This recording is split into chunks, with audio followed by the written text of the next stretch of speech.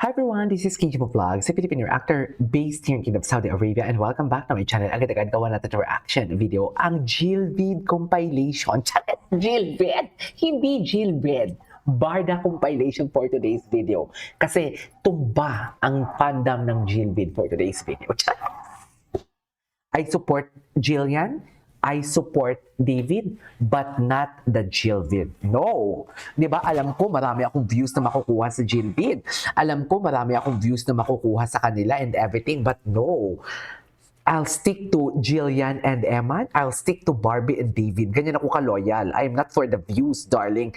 This reaction video or this YouTube channel is for myself and for the people na pares kami ng paniniwala, pares kami ng beliefs.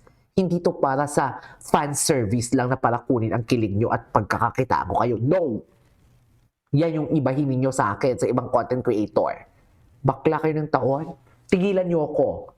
Tumba ang Jilvid fandom. I love David, I love Jillian, but I don't love Jilvid fandom. Klaro tayo doon? May respeto ako kay David, may respeto ako kay Jillian. I support their never say die, but I am no to Jilvid. Okay tayo? Okay tayo? Kasi yung mga Jilvid na yan, Barson yan before. Kilala ko kayo. Tigilan nyo ako sa mga caption nyo pa lang ng kilig ako. Tangina, nagsasakalan kilig. Anong nakakakilig doon? Galit na naman si Akla for today's video. Ang importante, tumvapatis. Oh, loko. Diba, ang sabi ko nga kanina sa inyo, doon pa lang sa question and answer ni Ginoo about sa Maria Clara at Ibarra and Never Say Die, kung papapiliin siya, sino mas matimbang. Kung ako si Ginoo and I'm for the views and hindi ako authentic, hindi ako genuine, ang gusto ko lang is makapag-promote sa, what do you call this, sa project ko, I'll go for, sa NSD. Mag-never say die ako kasi yung Maria Clara at Ibarra, kumita na yun. Kumita na ako doon. Kung ako si David, kumita na ako doon. Kumita na yung project na yun. Tapos na yung project na yun. Dito ako sa bago, ito yung papabanguhin ko. Pero hindi. Hindi niya mabitaw-bitawan talaga ang Maria Clara at Ibarra because Maria Clara at Ibarra is something like special to him. Alam mo naman talaga, alam ang Pilipino. No, that is only my analysis, okay? Diba? The views and opinions of my YouTube channel doesn't reflect sa kay Ginoo. This is only my analysis for today's video. Tama ko? Tama tayo? Diba? Diba? Tama tayo, diba? Anyways, tumba ang Jilvid. Wait lang, si Tito Boy Abunda naman ngayon naglalayag sa Barda after GMA Vitamin Close-Up and David himself. Sabi ko sa inyo, doon pa lang sa Valentine's na yun, nilayag sila ng Vitamilk. Iba ang setup talaga ng Vitamilk eh.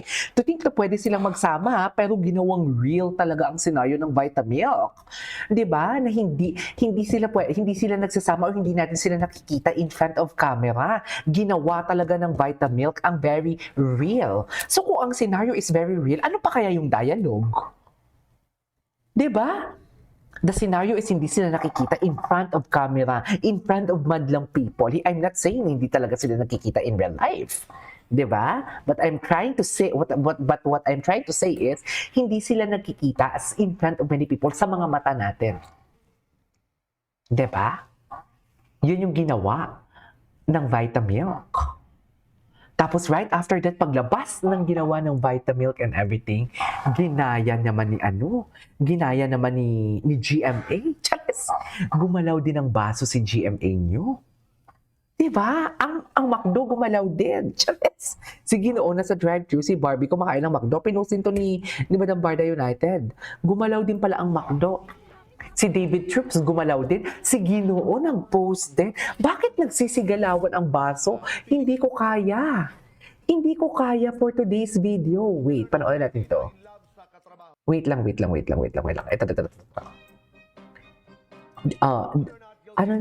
I-post muna natin ito. Doon tayo sa followers, Barda, and then you have a new working partnership. Itong action tandem. What do you say? Okay. Diba? Gustong-gusto niya talaga ang Maria Clara at Ibarra. Wait lang, dalawang magkaibang tanong, isang parang sagot. Naglag at napaisip sa sagot. Isang tao lang ba yan? David, sakto lang. Likaw ko. Mga stan in denial, kahit sino na lang. Basta wag si Barbie, biglang mura na naman nila. Pero isa lang, may McDo chicken. True.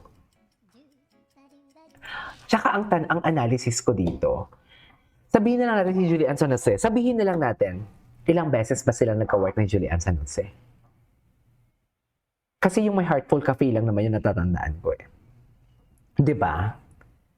Pero, sino ba yung may intense? Yung nga eh, tinutulad ko ang Barda sa Kim Pao talaga, sa scenario na to, sa sagot na to na parang na-in love sa katrabaho. Kasi si Paolo and Kim ngayon, Charis! Ayun, nahuli sa Amanpulo, April 2024. Charis! Ay, 2024 ba? 2020? Oo. April 2024, 2023 kasi sila nag-start eh. April 2024. Ayun, nahuli sa Amanpulo ng 2025 na lumabas. Last year lang lumabas yung mga chismis, yung ano na yon, yung literato na yon. Siguro nag-resign na siguro yung kumuha ng photo sa Amanpulo kasi Amanpulo is very exclusive. Ano, di ba? Ang binibili mo dyan, not just the beach or your staycation or the experience, the exclusivity. Ang binibili mo dyan, di ba? Very exclusive yan. So,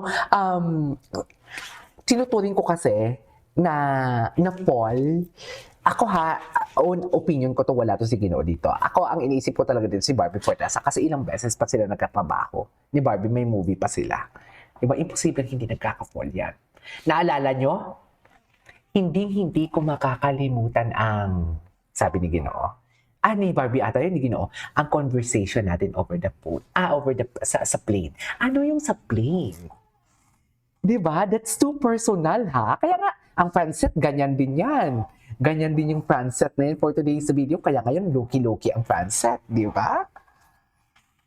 Kasi it's all about the conversation talaga kung dalawa lang kayo. Nag-Thailand ang Ginoo, nag-Hong Kong ang Ginoo. Alam nga naman natulog lang silang dalawa doon sa aeroplano at hindi sila nag-chismis. Hindi siguro, oy. Diba? Naku, wag ako talaga.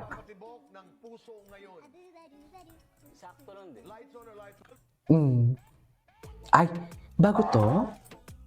Ay, oo, bago nga. Sa muli, ay, shucks, I love the POV. Happy Chinese New Year, Ginoo, ha? Alam mo yan. Tsare! Happy New Year, everyone! I was reading some materials. I didn't realize na lolo mo ang napakabait at napakadakilang Jaime Licauco. Yeah. About it. I knew him because I did a couple of interviews with him. Yeah. Oh, what a nice guy. Yeah. Totoo. Paranormal expert. Yeah. May natutunan ka? How was it being with your lolo? Anong degree ang pagiging lolo ni Jaime Licauco? I think he's the type na mahilig magkwento. No, I mean in terms of relationship. Okay, anyways. Ay, ito na nga. Akala ko nagutom lang, pasalubong pala kay Chinitang Mestiza Morena. Totoo ba? Hinatiran ba? May ano ba yan? Huwag mo naman ako. Actually, hindi ko nga naisip yan, Mi. Ang naisip ko lang, sabay nilang ginalaw ang baso about sa McDo na yan. Pero totoo nga, no? Baka naman hinatira ng McDo. Uy, mga bakla.